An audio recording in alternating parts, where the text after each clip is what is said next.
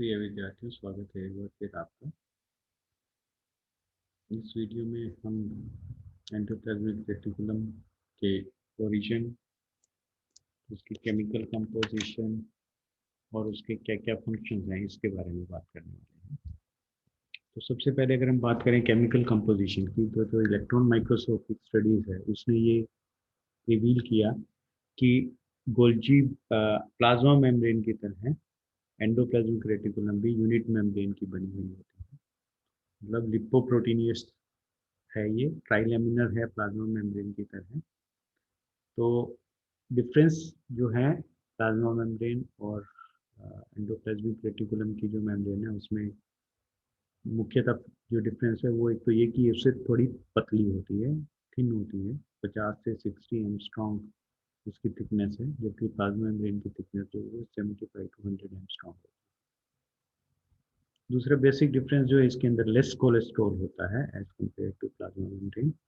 तीसरा डिफरेंस जो है, इसके अंदर लिपिड ज़्यादा होते हैं as compare to plasma membrane.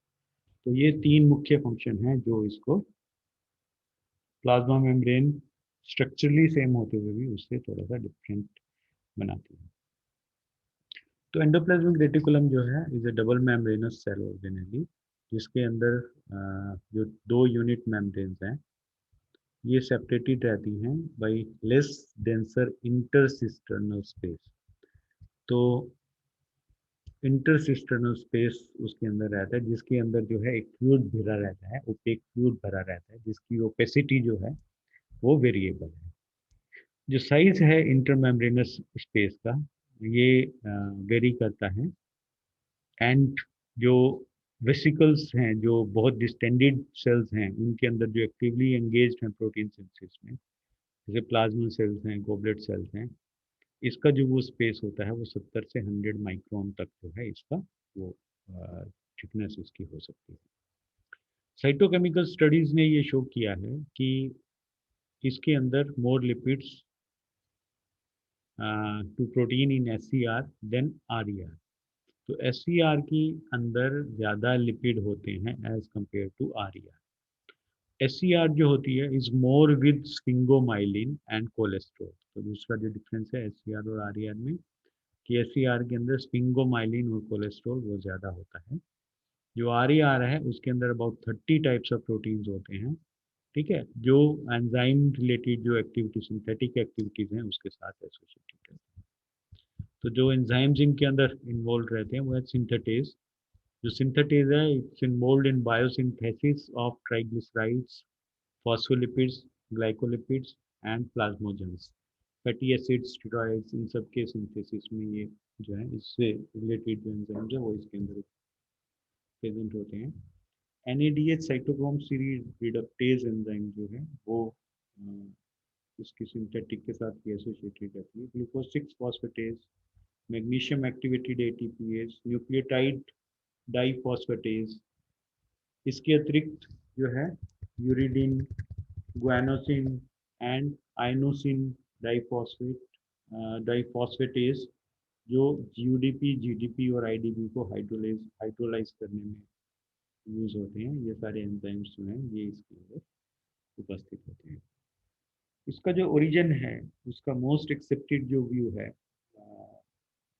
ये है कि ये ओरिजिन होता है इसका by evagination of outer nuclear membrane. Palade ने सबसे पहले ये प्रपोज किया था कि न्यूक्लियर मेम्ब्रेन से इवेजिनेट होकर जो एंडोप्लाज्मिक रेटिकुलम है उसका निर्माण होता है, जबकि स्मूथ एंडोप्लाज्मिक रेटिकुलम जो है वो रफ एंडोप्लाज्मिक रेटिकुलम जब राइबोसोम को उसका लॉस होने से जो आपके स्मूथ एंडोप्लाज्मिक रेटिकुलम का जो है निर्माण हो जाता है। एंड ये ऐसा इसलिए है कि कुछ ऐसी चीज़ें हैं जो इसको इंगित करती हैं कि स्मूथ एंडोप्लाज्मिक रेटिकुलम का निर्माण रफ एंडोप्लाज्मिक रेटिकुलम से ही होता है, क्योंकि दोनों केमी दोनों की जो केमिकल कंपोजिशन है सेम है, लिपोप्रोटीनस है, ट्राइलेमिनर है।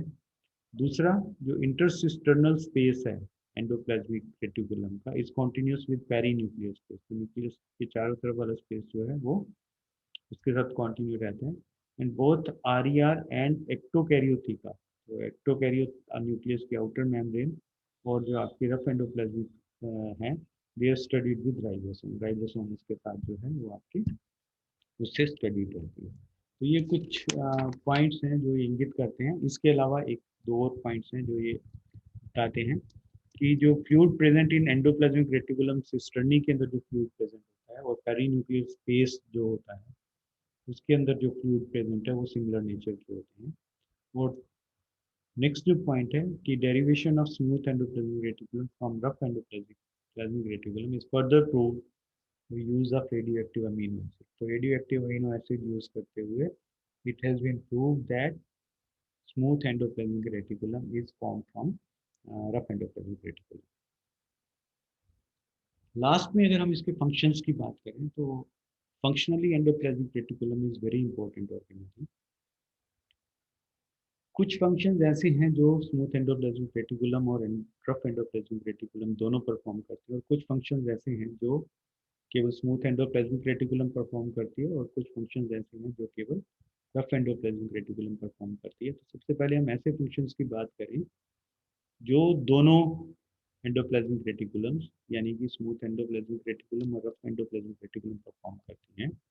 तो पहला है इंट्रासेलुलर ट्रांसपोर्ट। तो एंडोप्लाज्मिक रेटिकुलम जो है ये एक सेल सर्कुलेटरी सिस्टम की तरह काम करती है जो ट्रांसपोर्टेशन ऑफ मटेरियल सेल के अंदर जो है उसको हेल्प करती है। तो ये जो है sport it is supported by the presence of carriers for permeases and distribution of enzymes on their surface. तो उनके जो परमिएजेस और जो आपके एंजाइम्स उनके सरफेस के ऊपर उपस्थित हैं वो इस चीज़ को प्रूव करते हैं कि ये सेल सर्कुलेटरी सिस्टम सेल्स के अंदर ट्रांसपोर्टेशन मटेरियल की उसको हेल्प करती है।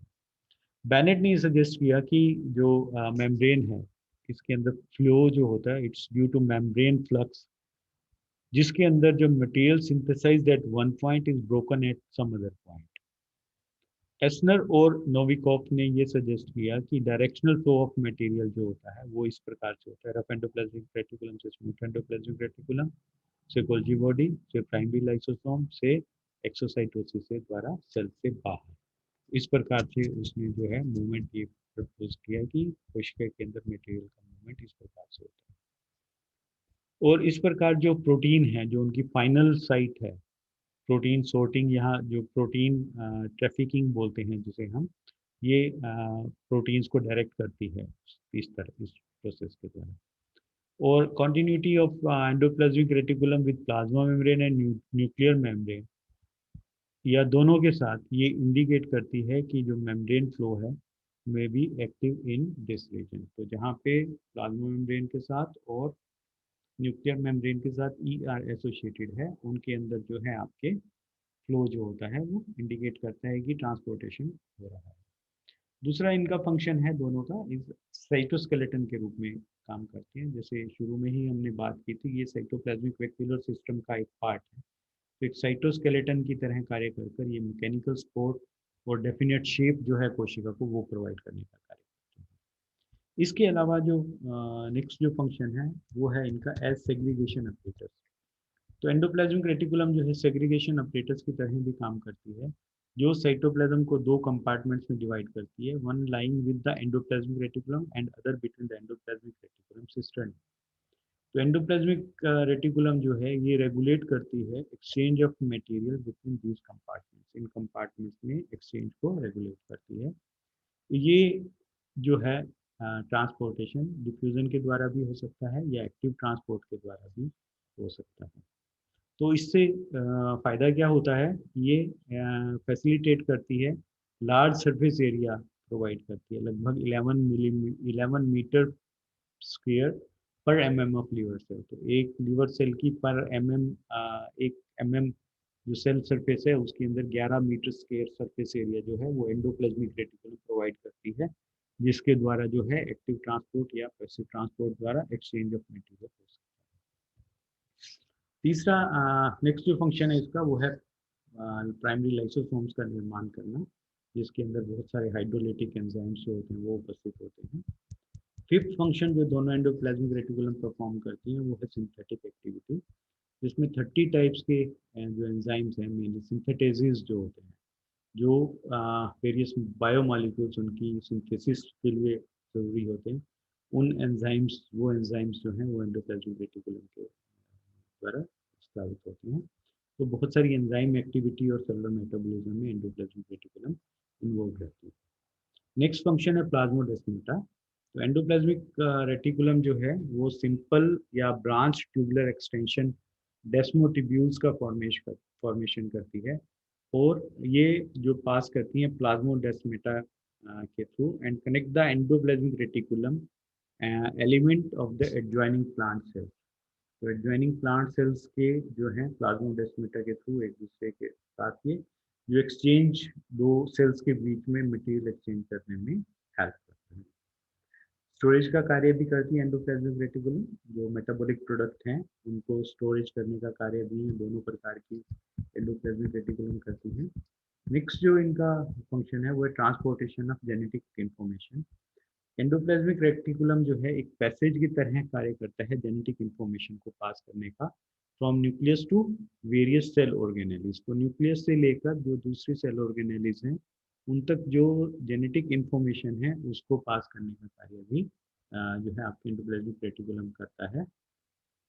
एक और इम्पोर्टेंट फंक्शन ये करती है ड्यूरिंग सेल डिवीजन के टाइम पे, ये सेल प्लेट के फॉर्मेशन भी प्लांट सेल्स के अंदर पर्टिकुलरली जब साइटोकाइनेसिस का प्रोसेस हो रहा होता है उस समय एंडोप्लाज्मिक रेटिकुलम जो है ये स्मॉल साइज फ्रेगमोप्लास्ट लगभग 20 माइक्रोन के फ्रेगमोप्लास्ट को अरेंज कर कर इक्वेटर पर जो डिफ्यूज करके आपके सेल प्लेट का फॉर्मेशन करती हैं। तो सेल प्लेट फॉर्मेशन में ये करती हैं हेल्प। एटीपी सिंथेसिस में जो ईआर है is site of ATP synthesis to provide energy for intracellular transport of materials और आरएनए मेटाबॉलिज्म, तो उसके लिए भी ये जो है वर्क करती है।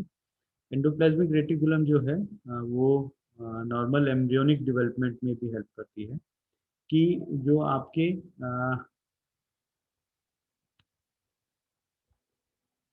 एम्ब्रियोनिक सेल्स हैं जिनके अंदर एंडोप्लाज्मिक रेटिकुलम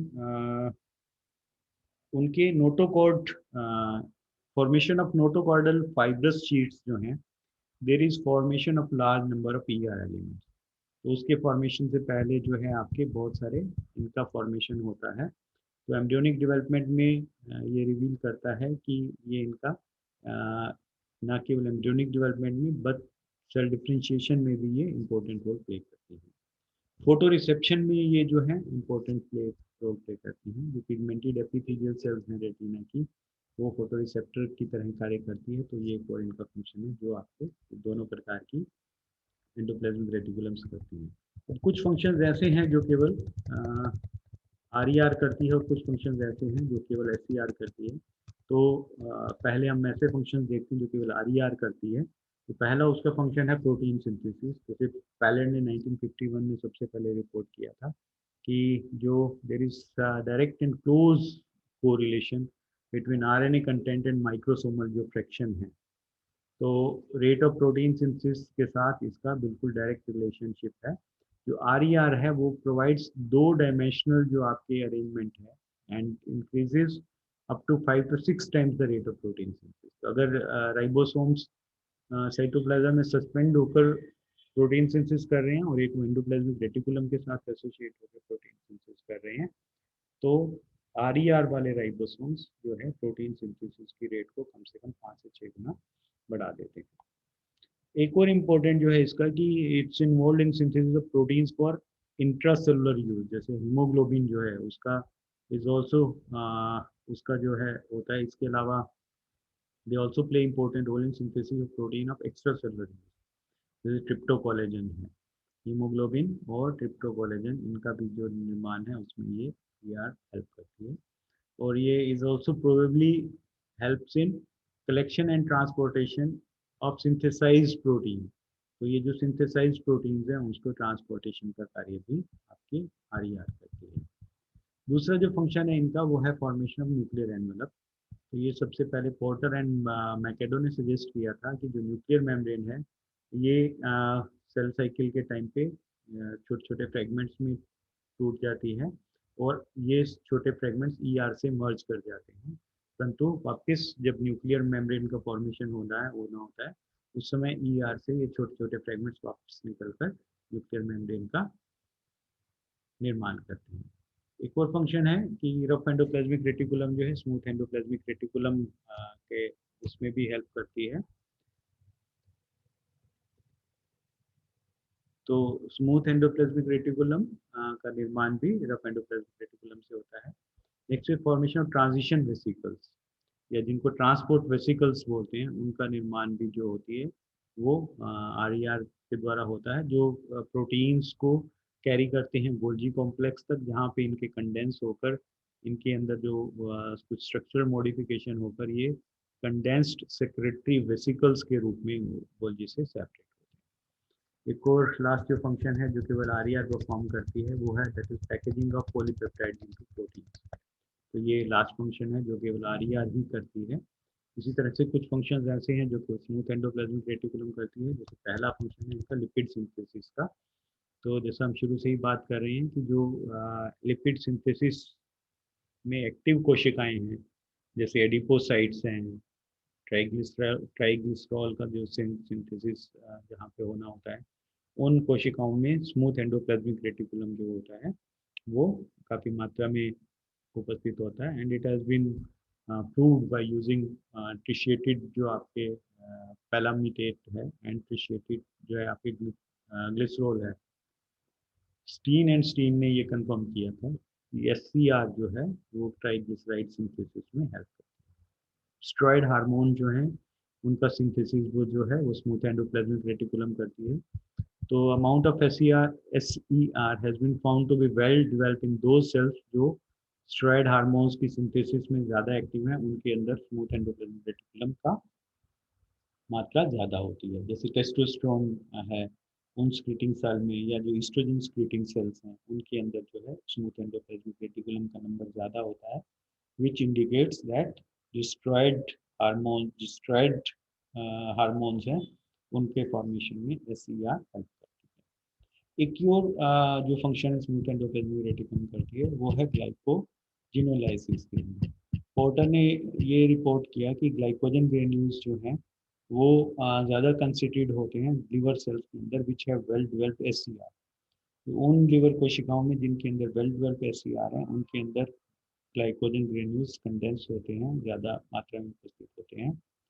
और लक ने 1961 में ये रिपोर्ट किया कि एंजाइम्स यूरिडीन डाइफॉस्फेटेज ग्लूकोज यूडीपीजी बोलते हैं जिसे हम, and glycogen transferase also called glycogen synthetase was associated with the glycogen granules and not with the tubules of SCR.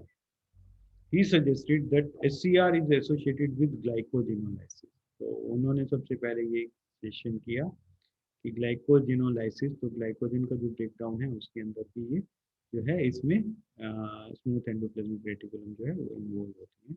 और जो लेटर 1964 में रोजन द्वारा कंफर्म किया गया कि जो डिप्लीशन है of glycogen granules in liver cells after the birth is accompanied by an increase in SCR in liver cells। तो जो डिप्लीशन है ग्लाइकोजन का वो SCR के इंक्रीज होने के बाद ही ज़्यादा उसमें होता है। एंड ये प्रोबली एंजाइम ग्लूकोज 6 फॉस्फेटेज की उपस्थिति की वजह से होता है, जो ग्लूकोज को मेम्ब्रेन के अक्रॉस ट्रांसपोर्ट करने में ट्रांसपोर्ट। एक और इम्पोर्टेंट फंक्शन जो है स्मूथ एंडोप्लाज्मिक रेटिकुलम का, that is nerve impulse conduction. तो नर्व इम्पल्स कंडक्शन में भी जो है smooth endoplasmic reticulum particular striated जो मसल फाइबर्स हैं जिनको हम सार्कोप्लाज्मिक रेटिकुलम बोलते हैं, ये ट्रांसमिट करती है नर्व इम्पल्स को from sarcolemma through out the length of muscle fibre. तो ये साइंटिस्ट हैं पोर्टर 1961 जिन्होंने ये सबसे पहले प्रूव किया था। इसी तरह से डेविस ने 1963 में ये सजेस्ट किया कि जो एक्शन पोटेंशियल है इसका जो स्प्रेड है, इट स्टिमुलेट्स द साइटोप्लाज्मिक जो रेटिकुलम है उसको स्टिमुलेट करता है, जो कैल्शियम मैन रिलीज करके एक को फैक्टर की तरह काम करके मायोसिन एटीपीएज एंजाइम्स को which hydrolyses ATP to provide energy for muscle contraction. तो उसके अंदर भी जो है नर्व इम्पल्स कंडक्शन में भी जो आपके smooth endoplasmic reticulum significant role play करता है। और during muscle relaxation calcium is actively trap by sarcoplasm, ये कैल्शियम को वापस ट्रैप करके कैल्शियम आयन की जब कमी हो जाएगी तो वापस मसल जो है रिलैक्स हो जाएगी। इसी तरह से डिटॉक्सिफिकेशन ऑफ ड्रग्स, तो कोई भी जो ड्रग्स हैं या कोई भी जो आपकी ये क्लाउडे ने 1970 में सबसे पहले डिमोन्स्ट्रेट किया था कि जो एससीआर है, जो फिनोबैरिबिटोल या steroid like steroid hormones, carcinogens, methyl जो आइको ये जितनी भी आपकी ड्रग्स हैं, उन सब को ड्रग्स को अगर एडमिनिस्ट्रेट कर दें तो ये एससीआर उसको डिटॉक्सिफाई करने में हेल्प करती है। एक और जो फंक्शन है, सिक्स फंक्शन जो केवल एससीआर परफॉर्म करती है, वो एस्कॉर्बिक एसिड की सिंथेसिस है। और लास्ट जो फंक्शन केवल एससीआर करती है वो है फैट ऑक्सीडेशन। जो स्मूथ एंडोप्लाज्मिक रेटिकुलम मेम्ब्रेन है, वो it has enzymes to regulate the initial reaction in the oxidation of fats. तो उसको फैट्स को ऑक्सीडेशन में जो एंजाइम्स उसके लिए जो चाहिए होते हैं, वो भी एससीआर मेम्ब्रेन उसको रेगुलेट करती है। तो ये कुछ फंक्शंस हैं जो केवल आपके एससीआर परफॉर्म करती है। With that we complete this organelle endoplasmic reticulum. तो नेक्स्ट वीडियो में हम फिर किसी दूसरे उसके बारे में बात करेंगे। तब तक थैंक यू फॉर वॉचिंग।